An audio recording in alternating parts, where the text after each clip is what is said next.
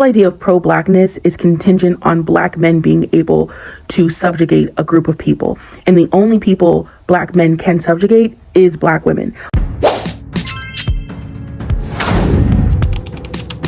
I appreciate your love, support, interactions with my content. Comfort for Life here.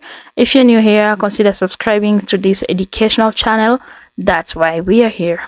I came across this video on my For You page on TikTok. This is not the first, second, or third.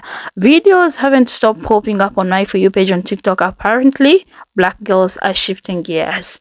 Right now, girls are expressing excitement, going on a date or just looking forward to go on a date with white guys. As you can see, this girl was showing her outfit as she was so excited. You'll get to hear her experience with a white guy, while others are expressing their frustration having faced a number of disappointments with a black guy. I'm not trying to mean that really our black to black relationship aren't working. They are, but a great majority of people lately are coming up with their white men. So what could be the reason for that? But before we dive into that, the reason I brought this video here is the aspect that this girl brought to the video. Listen to this and let me know what you think. And the issue with black women dating outside of their race, but specifically dating white men, is it eliminates the idea that black women aren't desirable because we're not feminine enough, but we're just not desirable because our men do not marry within their race. Black women and white men typically do not date outside of their race. They typically are very race loyal, as opposed to our counterparts, white women and black men. So a long-standing idea is that black women are too aggressive, too bitter, too rough, too rugged to be wifed, to be married. But if a black woman is able to procure a white man, which is what most black men want to be, because like I've stated before, the black community just wants to be the white community in blackface. And the idea that black women aren't desirable based off of their hair, their look, their bodies, their personalities just wouldn't be true. And the whole idea of pro-blackness is contingent on black men being able to subjugate a group of people. And the only people black men can subjugate is black women. Well, if black women are now aligning themselves with white men, then black men are now at the bottom of the totem pole, which would go against pro-blackness. That I'm going to get a lot of hate for this, but I am so effing tired of the amount of emotional labor that comes with dating black men. I am so tired of the lack of commitment, the lack of support, the lack of encouragement, the lack of money. Like, I don't know what to do from this point on, but I can tell you one thing. My interest in dating another black man is like 1% at this point. They want us to be ride or dies until they get their shit together, and then they don't want to support us in return. They don't want to commit to us. They don't want to marry us, but then they want all the benefits of being a husband without actually proposing to us. I need someone who's intentional in every single aspect. Okay, y'all, so I want to tell y'all about, I went on a date with a white guy, actually outside of my race. I'm 31, he's 36, so we like 5 years apart. All this time, I've been trying to just stick to my black men. You know, I try to stick to my race. It never ends well. You know what I'm saying? The vibe that I would get from all black men is they're not ready for marriage. They're not ready for nothing serious. They just want situationships. They really don't put in much effort on the romantic side or planning things and stuff like that. And they definitely do create broken homes, you know. And so I kept telling myself, I was like, I want to try outside my race. I was a lady, an owner of a salon, and I would have some black women come in there and they would be bragging about their husbands. Like, oh my God, my husband this, he does this. Me and my husband go on trips, we do that. And then I'm like, oh girl, let me see your husband. And then they show me, I'm like, it's a white guy. Oh my God.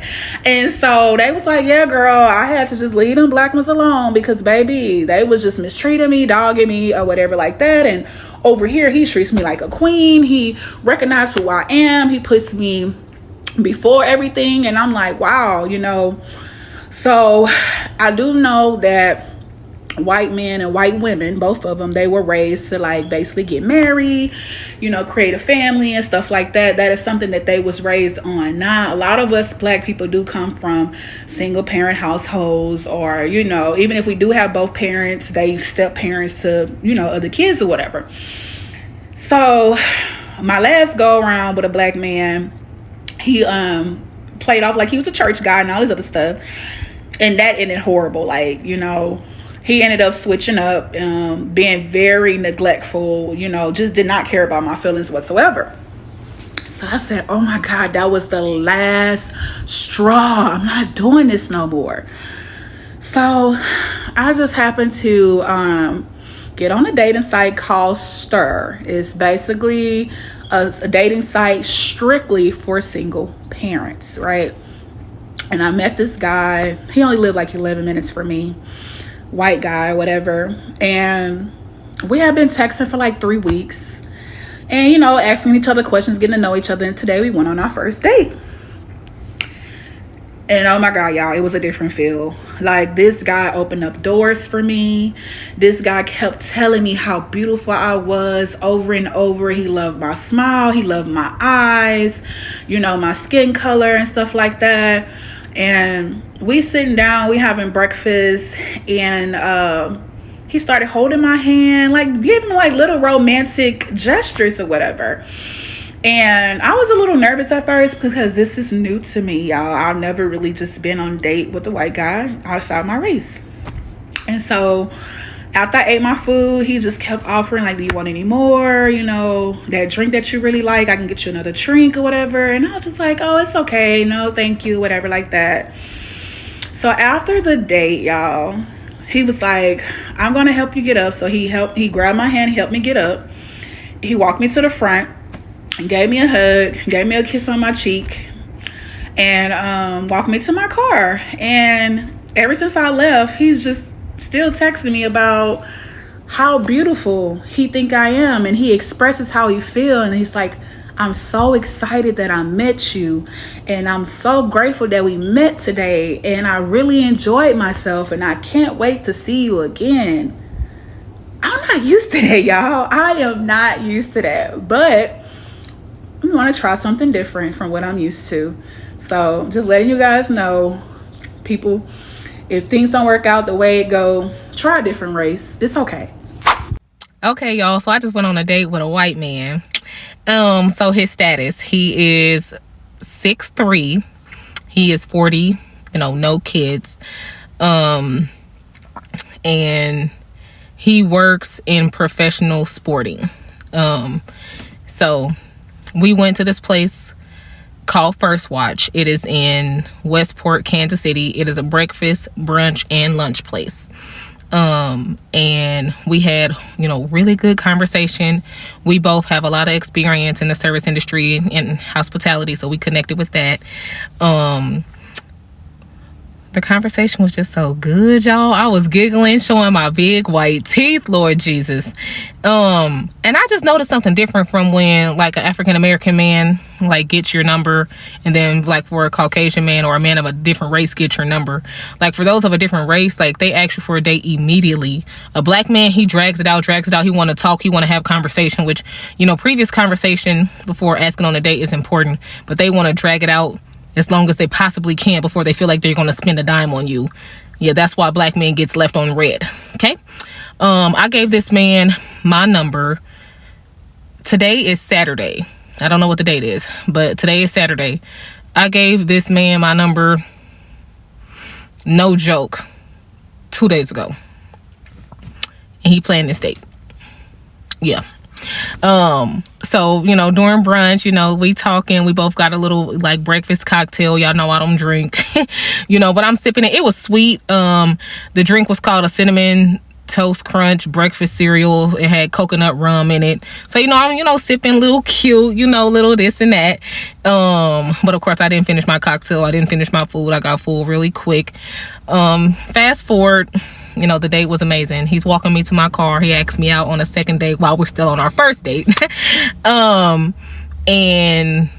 he just hugs me just so tight, and he just so tall, very well put together, Lord Jesus. He asked me, do I look like my pictures? And I'm just like, no, you look better than your pictures. You know, you look good.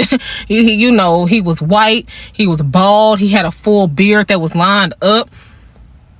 How he carried himself made him fine, honey. He had on cowboy boots, all that, you know. So, you know, I'm like, just like, you know, I'm a little smitten. And, you know, he leaned in for a kiss, you know, a couple times throughout the date. And, you know, I curved him. Cute, not anything embarrassing, but, you know, I have first date etiquette. It's just certain things you don't do or say or expose or anything on the first date. Keep it light, keep it airy, keep it, you know, real fluffy. And so he's going out of town, you know, later this week. He said, I'm gonna make sure I see you before I go out of town. And I said, okay, yes, sir. White guys who like black girls, nerd edition. Okay, I think these are the cutest relationships, you know, where he's just a little bit a nerd. So these kinds of men, they didn't know they were into black women until they bump into a highly ambitious, go-getter, type A personality, get out of my way kind of black woman. They didn't know that they liked black women until one of these women show up in their lives in some capacity, whether it be like a classroom or like a job or whatever. Nerdy men are head over heels, and it's adorable because they will literally just cherish and spoil and just completely make these black women fall in love with them. And it always looks so adorable because it has to be like on every time. She's always working twice as hard as everyone. She's always doing all of this stuff. And then here comes this guy that is really understanding and like actually wants to get to know her, and she's just completely caught off guard. Those are the types of white men that a lot of black women like, because a lot of us are type A personalities, and it's not that we want to be, it's that we kind of had to be, and or in certain rooms we have to be. But these nerdy white men, they are really, they're winning. They're winning, I fear. Anyway, that's my TED Talk for today. What's the difference between dating some black men and the white man? Well, the white man is going to call you and invite you out. The black man is going to text you, good morning, beautiful, hello, gorgeous, what you doing? The white man is going to take you to a very nice dinner and pay for it. The black man is going to ask you, what you cooking? Can I come over? The white man is going to take you to get your tire fixed and pay for it. The black man is going to tell you, you need to get your tire fixed. The white man is going to buy you a very special gift for your birthday. The black man is going to disappear and call you after your birthday. The white man is going to be very impressed by your education and your personal accomplishments. The black man is going to be intimidated by your education and your personal accomplishments. The white man is going to raise his kid, take care of his kid, spend quality time with his kid. The black man is going to get you pregnant and abandon you and the kid. The white man wants a relationship that leads to marriage and family. The black man wants a situationship that leads to nothing. The white man is going to date you, propose to you, and then marry you. The black man is going to shack up with you and play house with you. The white man is going to be clear in his communication when it comes to you. The black man is going to mislead you, play head games with you, and then confuse you. And then you ask, what's the difference between dating some black men and the white man? Everything. Stop being loyal to a community of men who are not loyal to you. Explore your options, think outside of the box, and you'll be amazed at the experiences on the other side. Be smart, date smart, choose wisely, that nation. And remember, I told you. Okay, so I just had a Caucasian man DM me privately, He said that he's been watching my videos about dating outside my race, and he just had 2 questions for me. One, if African American women do like Caucasian men, why do they still choose a black man over a white man? And 2, if African American women are interested in white men, why don't black women ever approach them? So I'm going to answer number 1, and if y'all have different feedback for him, hop in the comments and let him know. But why do we choose black men over white men? Let's be honest, we was conditioned that way. That's all we grew up seeing. We don't know anything different. And you know, our elders and other people around us, you know, they may not like white people. They put that into our heads, and we just trying to, you know, not be judged and, you know, fall in line for what we've been seeing growing up. You know, I'm different. You know, if I like a white man or a man of a different race, I'ma slide on you. I'ma flirt with you real bad. But not every woman have confidence in that way, because we don't know what they're going through, and if they would be made fun of or bullied or talked bad about from their family or their peer group or friend group dating outside their race. Like, we were taught to not do that. And then his other question was, why don't us black girls approach white men? I'm not going to approach you. Like, that's crazy. Like, you know, if you say something to me, like, I'm going to reciprocate it. I'm going to smile. I'm going to let you know I'm interested. But to roll up on you, honey, I'm not going to do that. That's a bit much, you know, but I wouldn't even do that for a black man. I'm not going to roll up on you. What? If you like me, come get me. So, again, I would just suggest, like, you throw it out there.